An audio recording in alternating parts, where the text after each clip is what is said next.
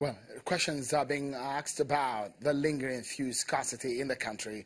The authorities are hoping that some answers can help arrest the situation. Today, the National Assembly started a public hearing to investigate the scarcity that has brought nations' commercial activities to its knees for close to a month now.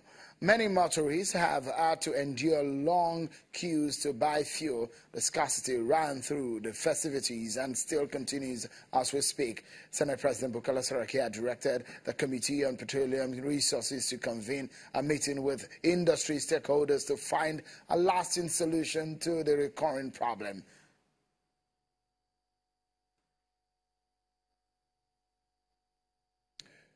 And troops of Operation Lafia Dole, deployed in Polka today, rescued one of the Chibok girls abducted by Boko Haram terrorists earlier in 2014. The young girl, identified as Salome Pagu, is the same as a Chibok girl published on serial number 86 of the online list of abducted Chibok girls. That's based on preliminary investigations. Currently, the girl who was intercepted in the company of another young girl, Jamila Adams, about 14 years old, with a child, are in the safe custody of troops and receiving medical attention.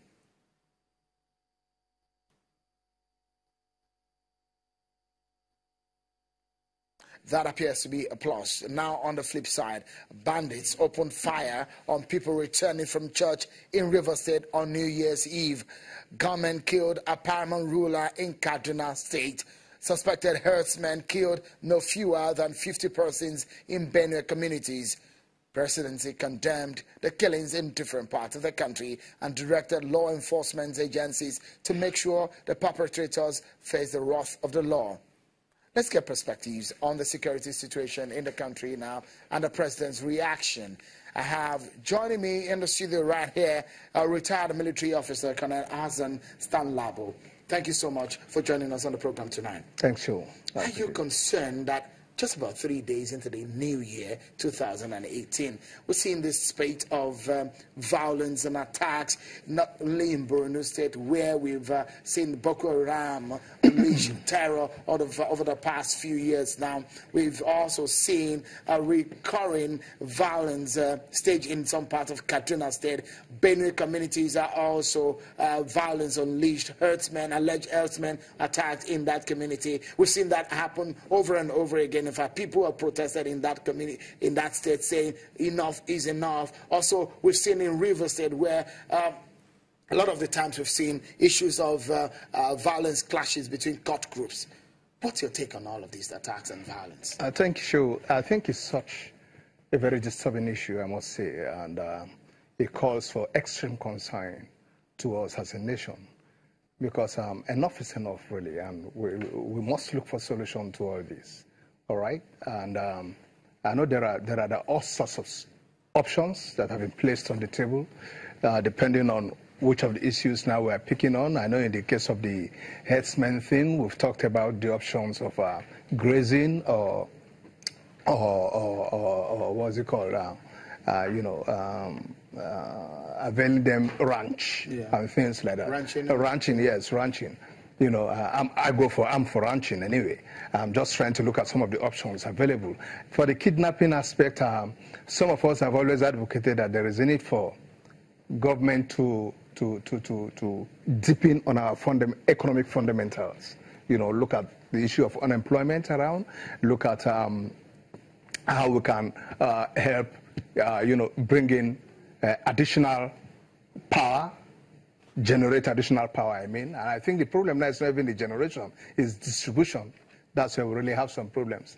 And so on. There are a myriad of options here and there. But it calls for concern, like I said. Let's pick them one after the other. Yeah, right. And we'll look at, because on this program, we're not looking at general issues. We're looking at issues relating to policy and governance of government. Okay. For example, the president came on the 1st of January saying he talked about security situation. Perhaps there was something that was missing on the issue of herdsmen attacks, which is predominant in some parts of the north-central region of the country. That was missing out of the president's speech. In that regard, herdsmen attack in Benue State precisely now. What do you think is a major problem when a state said they've domesticated or they looked into the anti-grazing bill, yet we're seeing this kind of crisis happen? It's unfortunate, and more unfortunate is the fact that I'm being made to understand at the federal level, or the Congress, the Nigerian Congress as the National Assembly, does not seem to buy into the entire idea, which the Benue State Assembly is laying on the table. I know they've been able to come up with a law that is supposed to moderate these things and so on, talking about how the herdsmen are supposed to go into ranches and some other things like that. But it beats my imagination, because those who are saying no to Benue State are not able to place reasonable options on the table. But is it a problem of Benue State now, because the state seems to be looking at options that will work for them? But the fact remains that our security framework as a country, because the federal government has a hold on the framework, on the handling of security across board. They own the police, they own the military, they own every apparatus of security agency, the DSS, the NIA, every aspect of security apparatus is in the hand of the federal government. Yeah, we keep mentioning Benue State because, to me, I think that's about the state that is the arrowhead now to the whole thing. Coming back to the aspects of the role of the federal government in respect of the security agencies and so on, I think we have a serious problem, and there is a need maybe to re-strategize. I am not particularly too impressed with the way we've handled the herdsmen issues, okay? And I have this feeling that we have a serious manpower issues even with the security agencies. Really? Yes, we have serious manpower issues. In the case of both the police and even the military, the army has its own manpower issues too. So they're overstretched? Of course, of course. Do you realize that right now, how to speak, in the Northeast, where territories have been recovered, expected to be stabilized, and passed over to paramilitary or civil authority, it becomes a bit difficult getting adequate strength of the civil authority elements to pass this on, such that it makes the military still remain in place, because you've got to not just stabilize that place, but create the positive impression in the minds of those who have left that they can return, the place is safe. And that's how you've seen the military going into all sorts of civil military cooperation activities, running hospitals, running schools, doing this, doing that, and so on. All right. Militaries are stretched. Okay, let's look at some legality into these. We have the benefit of the military experience here. Let's look into what the law is or about this issue, and perhaps some civil rights perspective to this. Joining us from Abuja studio is Mr. Clement Nwankwo, a rights activist and a lawyer. He's Executive Director of Policy and Legal Advocacy Center. Many thanks for coming on this occasion, Mr. Nwankwo, and Happy New Year to you. Let me start by asking you, what exactly is a major problem? We started with the issues of attacks in Benue State, alleged herdsmen attacks on the locals in that area. Where do we start from? Is it a legal matter or a matter of the restructuring of our entire security framework? Thank you, Sheun. Happy New Year to you and all Nigerians. I think it's beyond legal issues. The law is very clear. The law is quite clear on pastoralism, farming, livestock farming.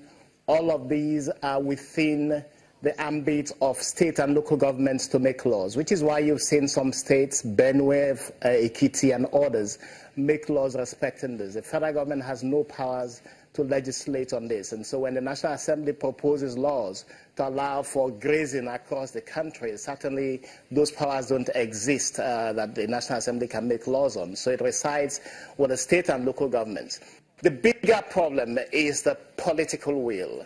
The President Buhari, if you recollect, is the patron of the Miyetti Allah, which is the group that has a lot of work to do with respect to cattle rearing in the country.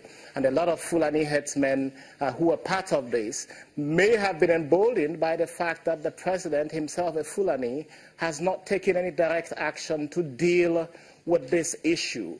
The Fulani herdsmen violence and killings far exceed the killings of Boko Haram. And if you look at the indices across the world that has been published about the atrocities of these herdsmen, you would see that it far exceeds what damage that Boko Haram has caused in terms of loss of human lives. And when you look and ask the question, where should you be taking money from the whether it's the excess crude account or indeed a loan, as happened under former President Jonathan, who took a $1 billion loan, or as is happening today, where the president, this administration is asking to withdraw $1 billion, that money should actually go to supporting the security services to deal with the menace of Fulani herdsmen. If you look at Lokoja, Kogi State, that state has become a major division for Nigeria. Most people find it extremely difficult traveling between the northern part of the country across Kogi State to the southern part. There is no single day in this country that passes that lots of people are not kidnapped on that road. There's a major crisis going on that road. Mr. Nwankwo, we need to take a pause now because we need to take this break. But when we come back, we look at the issues of politics and how it's playing out and the issues of security in Nigeria, where the president mentioned the issue of restructuring. If we are to restructure the country, state policing and other issues are at the center of all of this. Where do we go from here? Everyone, don't go. We'll come back to the issue when we return.